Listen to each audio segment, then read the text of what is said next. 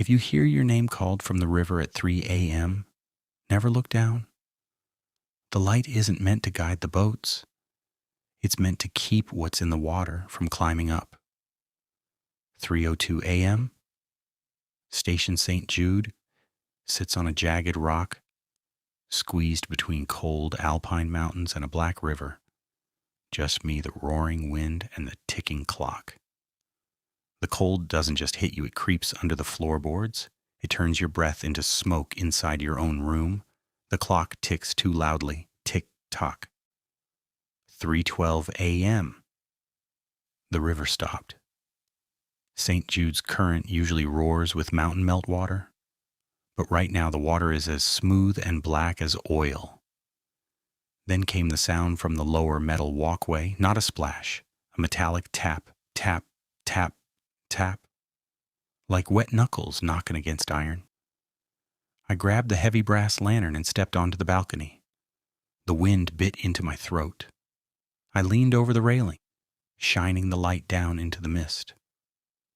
Nothing, just gray fog curling around the rocks. And then a voice called my name. Drowned, muffled, choked with river mud.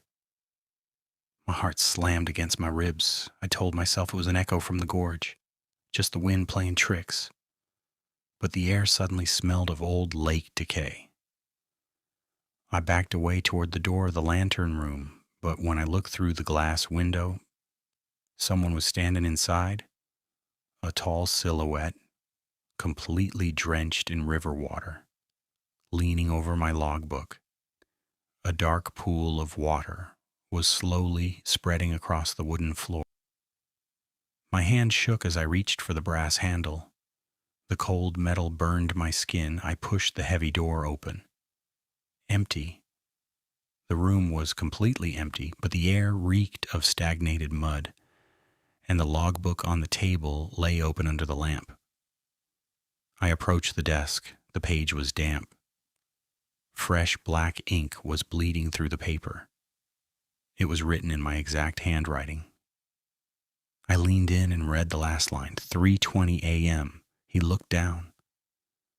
A sharp gasp left my throat. Above me, the massive lighthouse beam started spinning faster and faster, making the gears scream. Instead of casting light, the beam cast a gigantic dark shadow on the curved wall, a shadow rising up from the bottom of the stairs. Heavy, wet footsteps began climbing the iron staircase, clang, clang, clang, coming up fast from the dark base. I backed against the thick glass window. The cold air burned my lungs. I had nowhere left to run. The rotating light abruptly snapped to a halt. The beam locked dead onto the open iron door. Static exploded from the old radio transmitter on the desk. A distorted official voice broke through the noise. Station St. Jude, this is mainland control. Automated alert triggered on your beam. Operator, do you copy? I didn't reach for the microphone. I couldn't. My voice was no longer mine to command.